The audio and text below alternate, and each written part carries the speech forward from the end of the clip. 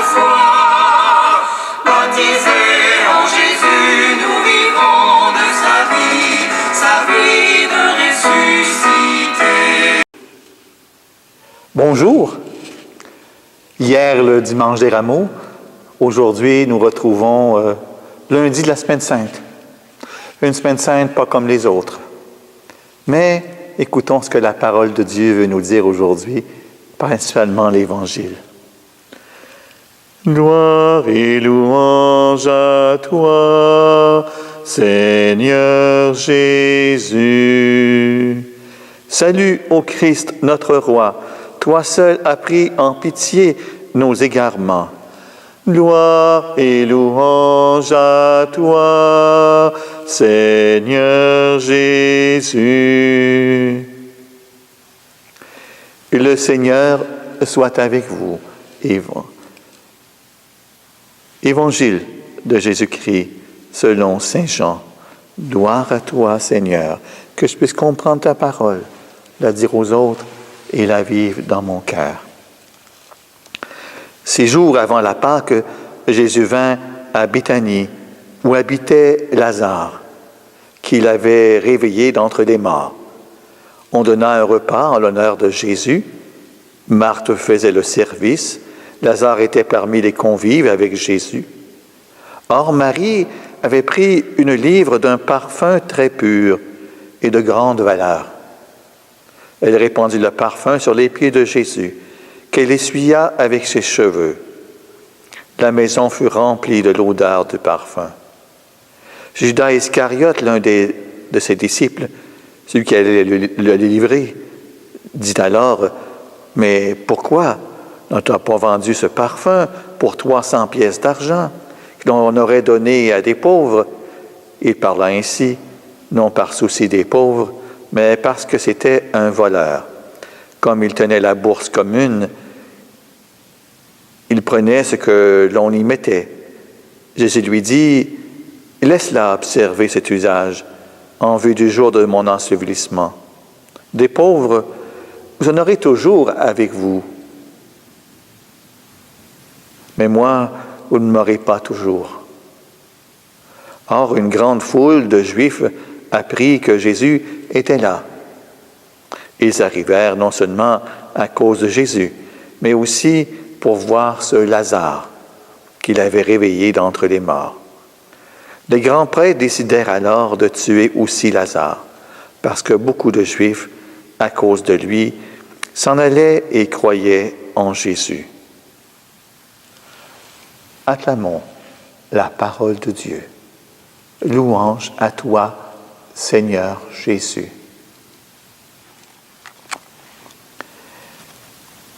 Aujourd'hui, en ce lundi saint, je me retrouve, comme vous l'avez peut-être aperçu, dans l'église du Très Saint Rédempteur, du côté de Saint-Nicolas de Lévis. C'est ici que nous commençons le commentaire cette semaine. 6 jours avant la Pâque, Jésus s'arrête à Béthanie chez son ami Lazare. Un repas est donné en son honneur, une fête organisée par ses intimes, comme pour l'honorer une dernière fois. À son habitude, Marthe s'affaire auprès de tous. Marie se presse et accueille celui en qui elle reconnaît le Messie.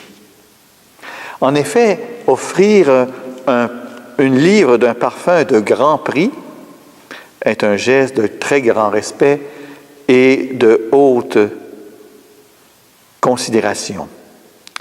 L'odeur du parfum remplit bientôt toute la maison, comme la grâce du Christ emplit l'Église, comme pour annoncer la bonne odeur de la victoire définitive de l'amour.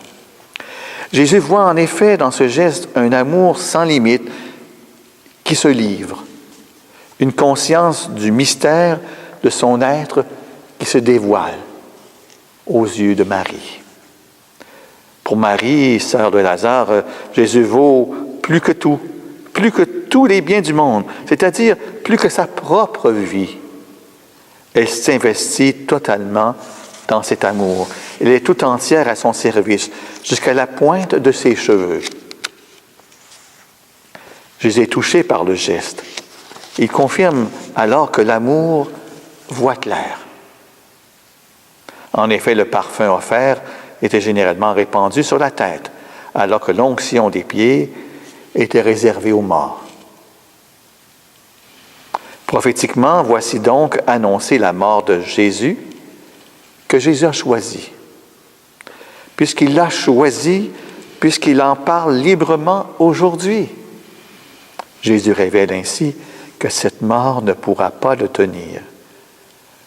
Elle ne le retiendra pas. Dans l'intimité du repas de Béthanie, Jésus révèle à ses proches comment l'amour ouvre les portes de la vie.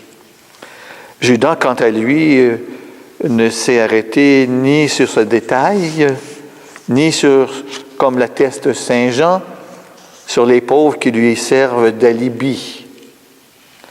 Judas place la valeur marchande au-dessus de la personne de Jésus. Bientôt, d'ailleurs, 30 deniers lui suffiront. Ainsi, tout le monde pleure. Marie, figure du vrai disciple, pleure son Seigneur qui va lui être arraché. Et Judas pleure, lui, l'argent dépensé. Il pleure l'argent qu'il aurait pu voler. Hein, oui. D'un côté, une femme s'engage entièrement dans l'amour et éprouve une fidélité sans faille. D'un autre, un homme qui se sait voleur s'étouffe dans la convoitise. D'un côté, le don de soi sans condition. De l'autre, le refus du don sous toutes ses formes. La vie nouvelle n'est en effet pas attendue par tous. Certains, comme Judas et les chefs des prêtres, refusent le don de Dieu et s'entendent, tout le monde reste soumis au pouvoir de la mort. Ainsi, le choix de tuer Lazare s'impose-t-il, reprendre la vie que Dieu a donnée, montrer que le don de Dieu est fragile, prétendre que Dieu n'a rien donné. Et demain, tuer Jésus pour prouver qu'il n'est pas l'envoyé de Dieu, du Dieu de la vie. Mais la mort ne saurait arrêter la vie de Dieu. C'est ce que nous fêterons dans quelques jours. Le signe de Lazare a déjà porté son fruit.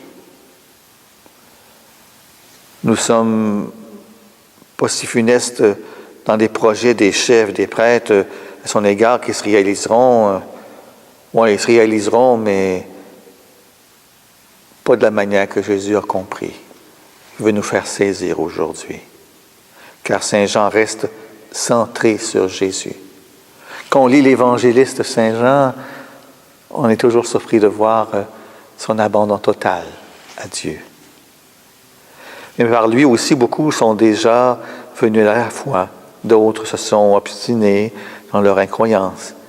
Ainsi en va-t-il de tout signe de Dieu. Dieu ne contraint jamais, il invite. La passion du Seigneur ne sera pas différente. Pour certains, ce sera une mort infâme qui délivre d'atroces souffrances un condamné. Pour d'autres, ce sera le signe de la victoire définitive, l'entrée tant attendue au paradis, la découverte du seul juste, la foi dans le Fils de Dieu. Nous sommes tous confrontés à cette épreuve.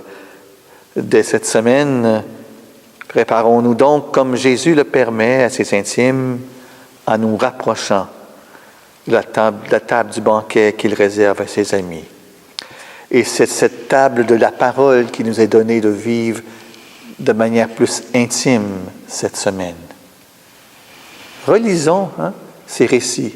On n'aura peut-être pas vécu à l'Église avec un dimanche des rameaux, mais reprenons ces textes, justement, qui partent du repas de Jésus jusqu'à la résurrection.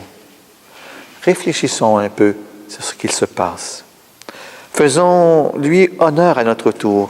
Disons-lui notre désir d'une fidélité sans faille.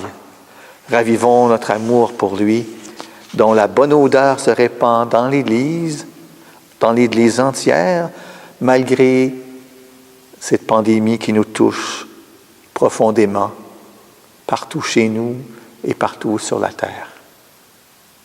Approchons-nous avec une communion de désir de la table eucharistique, par une communion spirituelle, et recevons le don de cette vie nouvelle. Comme on le voit à travers ces textes, à travers ces célébrations qu'on entend, on peut voir sur Internet ou encore sur la télévision, ceux qui n'ont pas l'Internet mais qui ont peut-être le canal communautaire de la messe de Sainte-Anne le matin à Québec, ou encore la messe du jour du Seigneur. Faisons pendant cette messe que nous visionnons une communion spirituelle et recevons ce don de la vie nouvelle par cette communion de désir. Faisons cette prière à la manière de Padre Pio. Mon Jésus, je crois que vous êtes présent dans le Saint-Sacrement. Je vous aime par-dessus toute chose et je désire ardemment vous recevoir. Mais puisque en ce moment, je ne peux recevoir sacramentellement, venez au moins spirituellement dans mon cœur. Comme si vous étiez déjà présent. Je vous adore, je m'unis entièrement à vous. Ne me permettez pas que je me sépare jamais de vous. Amen. Nous t'adorons, Seigneur, et nous te bénissons, ici et dans toutes les églises qui sont dans le monde entier. Et nous te remercions de racheter le monde par ta sainte croix.